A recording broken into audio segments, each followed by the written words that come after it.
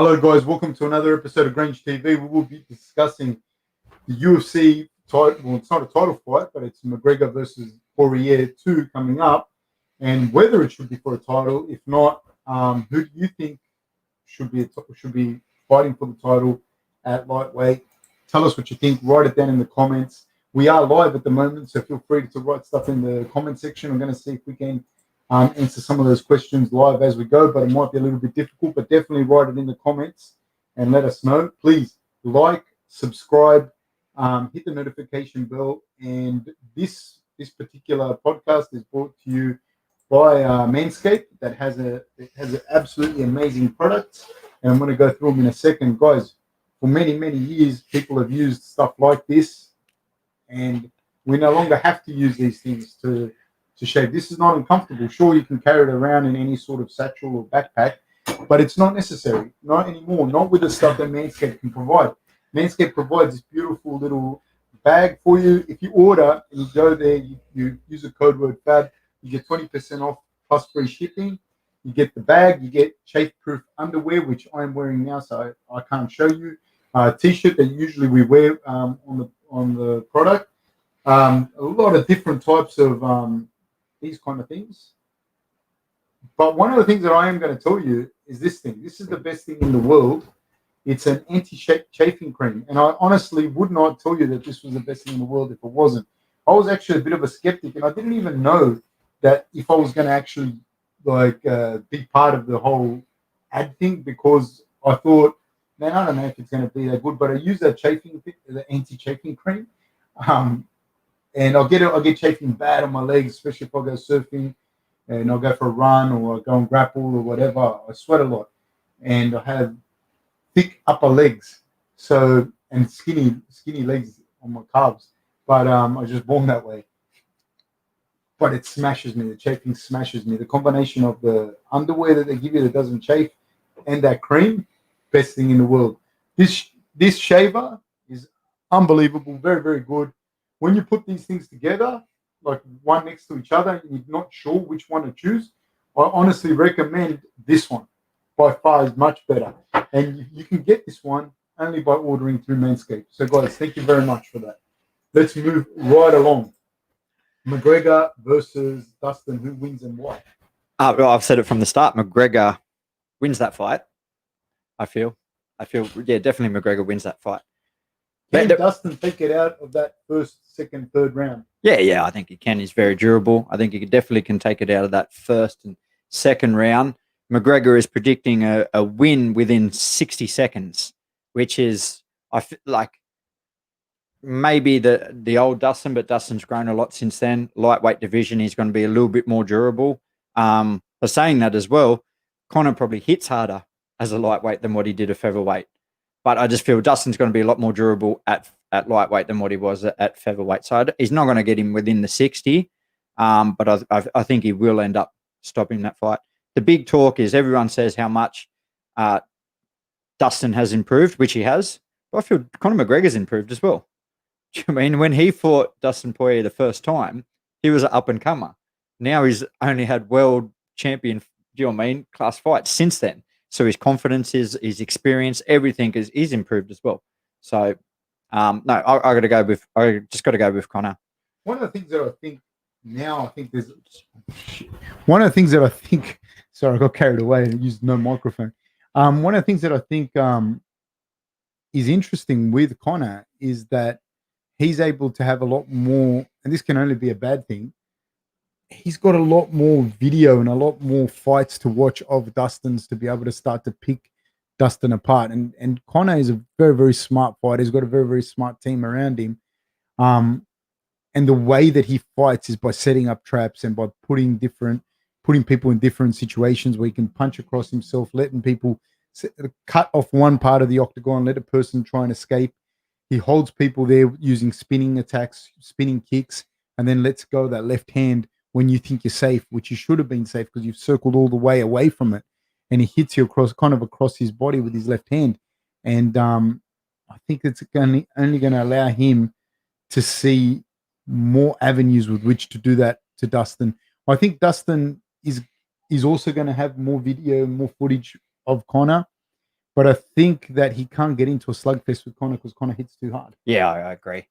I just don't know if Dustin's tools match up well against Conor. Do you know what I mean? He's someone like Khabib matches up really well with Conor because he has that, you know what I mean, that obviously his wrestling is just above everyone else's, especially his MMA style of wrestling. But Dustin doesn't, you know what I mean? I can't see Dustin taking down Conor or troubling him anywhere. How Dustin likes to fight is to stay on the feet. And I feel, you know what I mean, for Conor, that's his bread and butter. Do you know what I mean? If you want to stand there and trade with Conor McGregor, then you're in for a long night. I think his boxing is very, very, very, very, very good. Like it's, even though, like, how could I say this? Even though he's extremely adored by people, yeah, I still think that, I don't know if it's underrated, the term that I'm looking for. I don't think people will truly understand. Like, I'm not even a McGregor fanboy, but his boxing for MMA is fucking good. Even his boxing for boxing, he got some good shots. Like, he did. On the best boxer ever. Do you know what I mean? The pound for pound king, like Floyd Mayweather. He got Floyd Mayweather with some shots that the best boxers who have been boxing their whole life haven't been able to hit him with. So he has very, you know what I mean? It is underrated how good his, you know what I mean, his striking is. Can Dustin chop up Conor's leg? He can, but Conor just he counters you there. Do you know what I mean? You're in that range where he's got a really long like he throws punches at a long distance and that, and he still stays in that range where it's, do you know what I mean? He can just get out of the way and then just counter you. He has incredible timing, and yeah, he can chop up his legs, but I think every time he does, he's going to pay for it as well.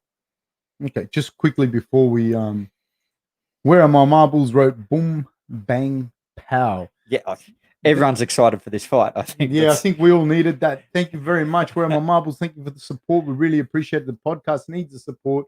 So thank you very much for that. And it most certainly is boom bang pow. Thank you so much, sir. Well, it's going to be a slugfest, this fight. It's not, do you know what I mean? We're not going to see, I don't think we're going to see any surprises and someone tried to take it to ground. Dustin. Is Dustin a better grappler than McGregor, though? McGregor can grapple. Yeah, I don't think he's a better grappler. No. I don't know. I don't think we're not going to see it either. We're not going to, do you know what I mean? We're not going to go, all right, well, maybe. Let's see these two grapple. No, we're not going to do that. No. I don't think Dustin can take McGregor down. No. You know what I mean? Like, I don't think that. I think Dustin's a very good fighter, but I think Dustin is, the way that he fights is just not a good matchup for McGregor.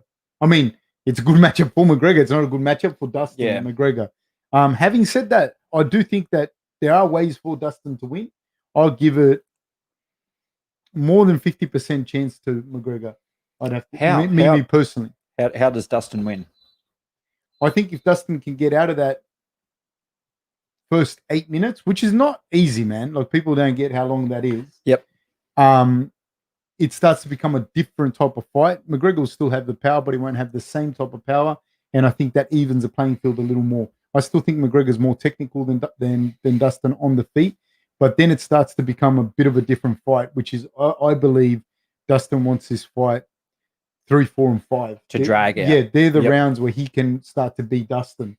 And in that type of fight, I favor Dustin in that ugly kind of fight. But you know what? He has to get McGregor there. And I don't think he has the skill sets available to him. Not that he doesn't have skills. He doesn't have the skill set available to him to create that. Because if he strikes with McGregor for 10 rounds, McGregor's going to be good to strike like that. You get what I mean? You're going to have worn a lot of damage to get there. Yeah. It's the threat of the grappling, the other stuff that it's going to create that big problem for McGregor and start to really tire him out. So, yeah, I don't know. Should this be an interim title? Or should it be a title shot? That's the question. Yeah, I don't think it's going to be a title shot because, well, he did. Khabib said he had retired. But now there's this confusion. He has spoken to Dana. Thing that Conor said about how he's actually the champion because Khabib left the octagon without getting the belt put around him. No, I didn't. Yeah, he said that. He said, I thought all that was over. Yeah, I was really enjoying him not talking much shit and just being a fighter. I thought that was over, but obviously. No, apparently he said that that Khabib left the octagon without getting crowned the champion. So how could he be the champion? Okay. You know? He did just them little mind games. I don't know if that's a mind game, dude.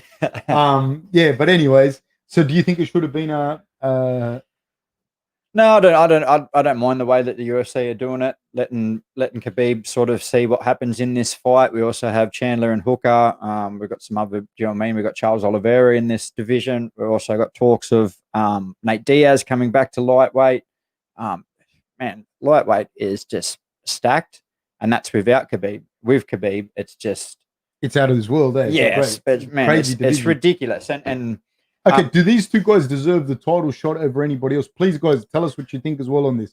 Do these two guys deserve the title shot over other people? Do they deserve it over Oliveira? Do they deserve it over Hooker? Do they deserve it over Rafael dos Anjos? Do they deserve it if Nate Diaz comes down not comes down, he actually is a lightweight. So if Nate Diaz is in lightweight as well, who does Nate Diaz fight? Where does he fit in? So that's what's interesting. Who does Nate Diaz fight? And let me say also this. You also have Islam. Yeah. Islam is there. He's going to win a couple of fights if he wins a couple of fights. And he's going to be right in the mix as well. So what's the lightweight division look like? Who deserves a shot? Do they deserve the shot over somebody else? Man, and Nate Diaz coming back to that lightweight division, he would skip a lot of people who were in there, do you know what I mean, who are lining up for whether it's a top 2-3 ranking or a title shot, just because of who he is. Where does Charles Oliveira fit? Does Charles, because to me, Charles Oliveira's won 8 in a row or something like that. And so to me, I don't think Justin Gaethje, is he fighting, or is that an agreement, or there's talks in the air that could be happening? I think he should just get I think the winner of those two should in a perfect world, should fight Oliveira out of Dustin and Conor. Yeah, I agree. Because one of the things that gets me is like there's rankings, but then there's not rankings, and then people talk about the judges robbing a fighter, etc. Da da da da da. But if you're a guy that's had 8 wins in a row, and guys that haven't got 8 wins in a row, they get to fight for the belt, right? And then you fight your 9th guy and you lose, and you never fight for the belt. Yeah. That's a bigger robbery. Yeah, that's a bigger robbery than a judge's subjective decision on the night when all that shit's happening. Like it's that to me is otherwise don't have the rankings, and I'm cool with that too. Just one sec on this. Yeah, Beetlejuice, you're a champion. Please grow your beard, Fab. Man, the problem is I would, but sometimes when I have to go to do corporate gigs and that, I can't go in looking the way I look. It's already hard enough for me. But thank you so much, my friend. Thank you for supporting the podcast. Man, if Nate Diaz does come back, I would love to see him fight Charles Oliveira. I just feel Charles Oliveira deserves, do you know what I mean, a title shot. But if that Justin Gaethje fight wasn't happening, I would love to see him fight Charles Oliveira. How does a fight between Nate Diaz and Charles Oliveira go? Like Nate Diaz obviously has, do you know what I mean? He's durable. I say this about a lot of fighters, how durable they are, but I think it's a really good skill to have. He's durable, man. His work rate is ridiculous. He's not going to slow down. The one thing that his jiu-jitsu is incredible, but I feel Charles Oliveira has a little bit more power. His striking has improved, like from day one to now is 1,000% better. And his jiu-jitsu is better. I feel if they went to the ground, he'd be able to tap Nate Diaz. Do you think if they fought a 5-round fight that Charles would beat Nate? That's a different. So that means they would have to be a main event, which I think Nate Diaz can pull them numbers. Those two would be fighting main event. Yeah, so they could pull them numbers. Man, hey, I'd be happy if they gave Charles Oliveira and Nate Diaz, and he got a cut of the pay-per-view, and it was main event because he deserves it. Charles Oliveira deserves it. Yeah, definitely, he deserves it. That's what Nate Diaz would want to do, is drag him into a 5-round battle, I feel, and just, do you know what I mean? Can Charles Oliveira handle Nate's volume over 5 rounds? Because say he doesn't tap him in the first 10, 11 minutes. Charles has been shown to fade a bit. Yeah, he has, but I feel he'd be able to take him down every round and be able to put Nate Diaz on his back, and he wouldn't be a threat to Charles Oliveira like he would be to other fighters who don't have that you know what I mean, that caliber. You don't think jiu-jitsu. that Nate Diaz's jiu-jitsu would be good enough to get back up onto his feet? Nah, not with Charles Oliveira on top of you. Not after 11 or 12 minutes? No. What about every round that starts striking? You don't think that the volume that Nate can produce? Oh, I think it'd be very dangerous for him how he does press forward, and think that, you know what I mean, he can just press forward without that fear of getting taken down. I think Charles Oliveira would be able to take him down every round and put him on his back. Yeah, I think I agree with you. I do agree, but I also think that volume that Nate has is interesting. And this is where the problem lies for me. Because let's say Charles Oliveira fights a Nate Diaz. Charles Oliveira has won 8 fights in a row in the lightweight division or something like that. Correct me if I'm wrong. And Charles Oliveira loses. Yeah, that fucks him. Gone. You know what I mean? When he's won that many fights. But Nate has that power, because the other person they've talked about is him fighting Tony Ferguson. He's not going to fight Tony Ferguson because Tony Ferguson is coming off a loss, which makes him a little bit, do you know what I mean? He's not relevant at the moment, Tony Ferguson. If Tony Ferguson came off a win, I think that'd be a perfect fight for Nate Diaz. But because he came off a loss, I don't think he's relevant enough for Nate Diaz with that superstar name to go, all right, I'll take Tony Ferguson. No, he wants someone in that top 3 and 4 that will either give him a Conor McGregor. He wants money fights. Do you know what I mean? And I don't think he would get the same amount of pay-per-views fighting. Man, him and Tony Ferguson would be an awesome fight as well. Probably I would even like to see that more than him and Charles Oliveira. I want to see Charles Oliveira both coming fight off a for loss. title. I want to see Charles Oliveira fight for a title. I think he's deserved it. I think he's the most deserving lightweight out there for a title shot, in my opinion. Not just my opinion. He's the only one that has those many wins. Yep. And the only one doing what he's done in that lightweight division at this stage. What about Chandler and Hooker? Where do they fit? Wait, before we start, I just got to shout out these people. Matt Foster, Gymnastics, says Aussie, Aussie, Aussie. Thank you so much, man. And thank you so much for supporting the podcast. We really, really appreciate it. Need all the help we can get, guys. So please help and support the podcast. Buy local. Matt Foster from Gymnastics. Thank you so much, sir. And right now, we're going to try and answer as much as we can, but we can't answer like we do in the other ones. Like when I do the live streams, the fights, which I will be getting up at 3:00 in the morning to do the Neil Magny versus Michael Chiesa fight. Then I can answer all the questions that are up. But right now, we're trying to keep it as short as possible when we're talking about this. And Corey McManus, €1. Thank you so much, Corey. You're the best. Thank you for your support. Guys. Yeah, the reason we can't answer questions is because we could talk about this lightweight division for 5 hours and still have content to talk about. Easy. Just talking ourselves. Yeah. So what do you think? Chandler versus Hooker. Yeah, if one of them pull off a spectacular win, then that puts rockets on them. And that, you know what I mean, then they've got their argument, especially Chandler, I feel. Who wins that fight? Hooker. Oh. Hooker would. I think Hooker. I think Hooker beats Chandler, but I think Hooker beats McGregor. You think Hooker beats Chandler or Chandler beats Hooker? I think Hooker beats Chandler, and I think Hooker beats McGregor. Wow. I think Hooker struggles with a few other different guys in the division. Poirier, I think he struggles with a little bit, even if they fight again. I just think that Poirier is similar to Hooker. Yeah. But he draws Hooker into his game. Okay. If you know what I mean. Whereas I think Hooker takes probably a bit better shot, and he's able to also use his range a little better. Yeah. He fights at a little bit of a different range, a little bit different to Dustin, but Dustin gets in there and makes it dirty. So with those two, I think Hooker kind of will struggle with Dustin, but I think he's a little bit smarter in his ability to use range if he was to fight someone like McGregor or someone. And I think Chandler's going to be a little bit. I'm fucking biased, by the way. I just want to say this. I am biased. I think Chandler walks into a knee. Can Chandler take him down? I think Chandler can and will take him down. Yeah. At some point, but I think he's going to run into a knee. Okay. That's what do you think? No, I love the same thing. I love Dan Hooker. I think that a lot of people out there think that Chandler's going to utilize his wrestling. I think, man, Hooker's got better wrestling defense than what a lot of people think. I don't think it's going to be that easy for Chandler to be able to take him down. Especially as he gets later in the fight against the cage. He's long and he's very, very long and very awkward. And so it's hard to get in and deep on those long, tall guys. Initially, he'll probably be able to take Hooker down a couple of times. Grappling, though, I will say this. Chandler's got an uncanny ability to end up on top. Yep. You know, he's got an uncanny ability to do that. And his grappling is very good. If he gets on top of Hooker, I think he is going to hurt Hooker. I don't think he's going to be able to put Hooker away.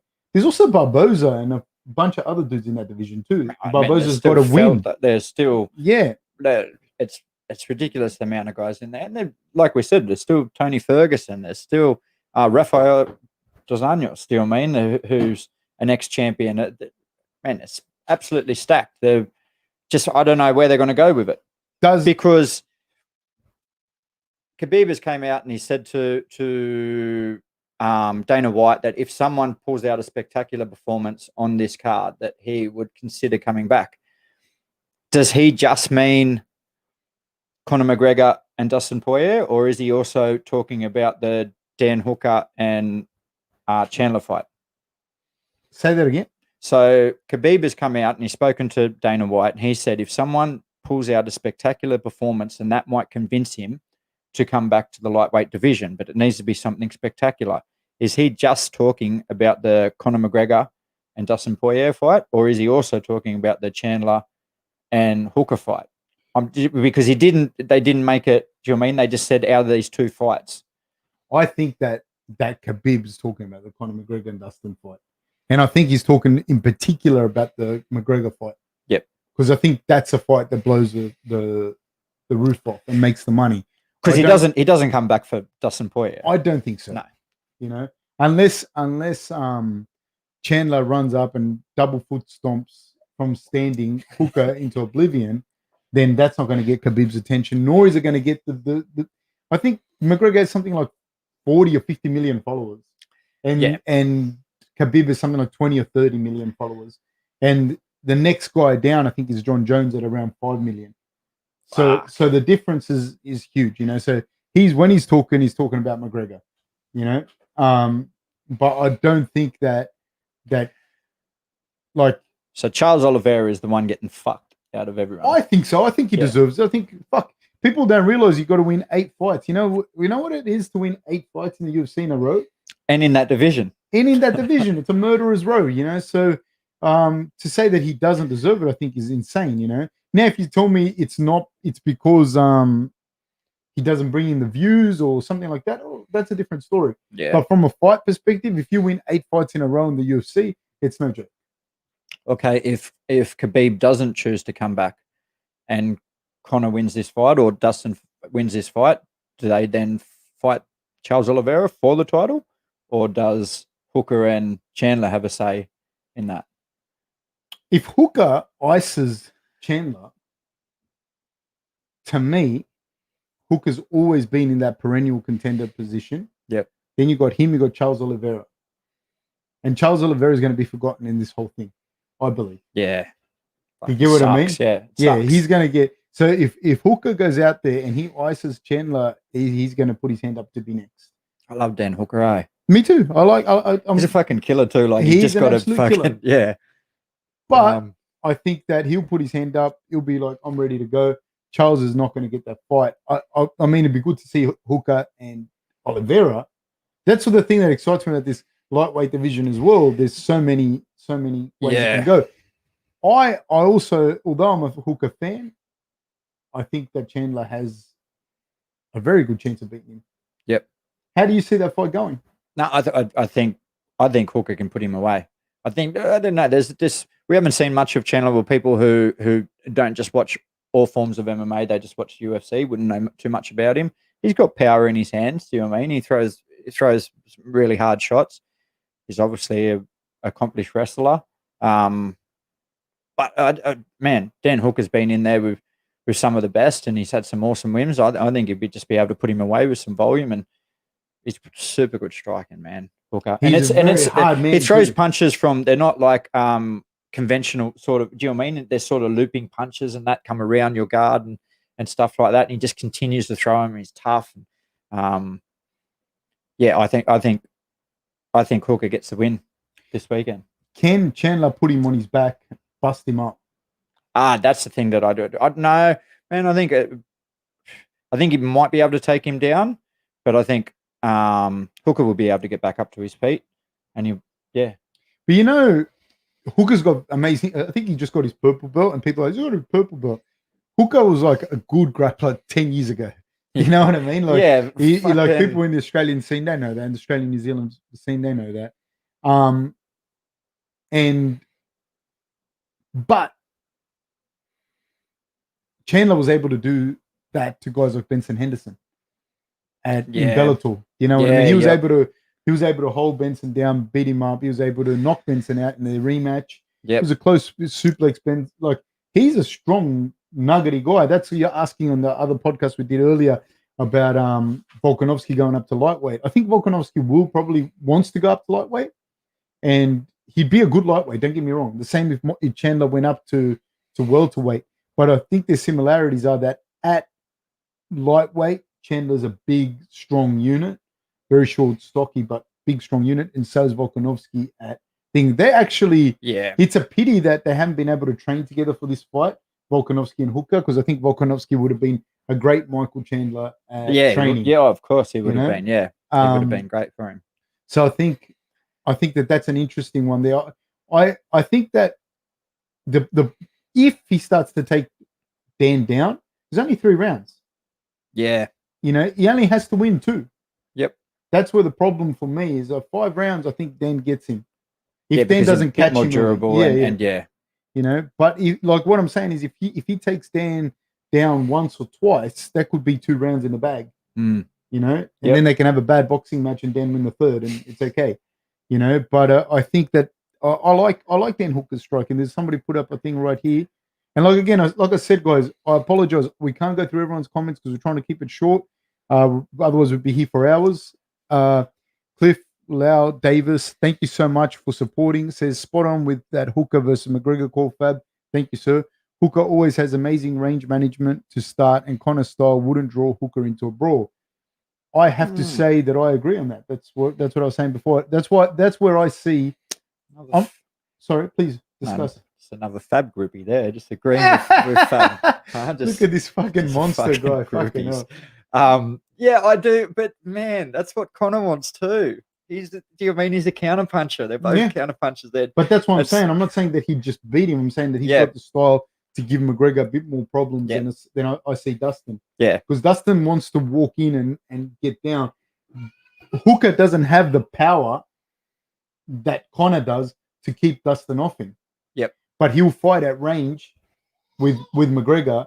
McGregor might still catch him, but I think he's got that range where Dustin doesn't have that range. Okay. And Hooker doesn't have the power to ice him in the same way that Conor does. That's what I mean by that. Okay, agree. So that's all I'm saying with that matchup. And Conor McGregor has addressed that Nate Diaz is coming back. He has addressed it, and he said if they do have a third fight, that he would still do it at 170, because he said their first 2 at 170. So why it would be most logic to make it at 170 again? Who does that benefit? I feel like that benefits Nate Diaz. Benefits the UFC, but it doesn't benefit anyone. So anyway, I just found that interesting that Conor did address it and said if they did come back with a third fight, that he would do it at 170. He wouldn't force. But Nate Diaz is coming back down to lightweight. So I don't know. That's interesting. It's another whole topic, I guess. All right, guys, let us know what you think. Put it down, like, subscribe, tell us what you think. And guys, let's do it. Thank you so much, guys. Please tune in to watch the Chiesa versus Magny fight as well, because we'll be doing a live companion. I'm going to get up at 3:00 in the morning to do that one. So please, Chiesa and Magny, make it a good fight. Thank you very much. Thanks, guys. Take care.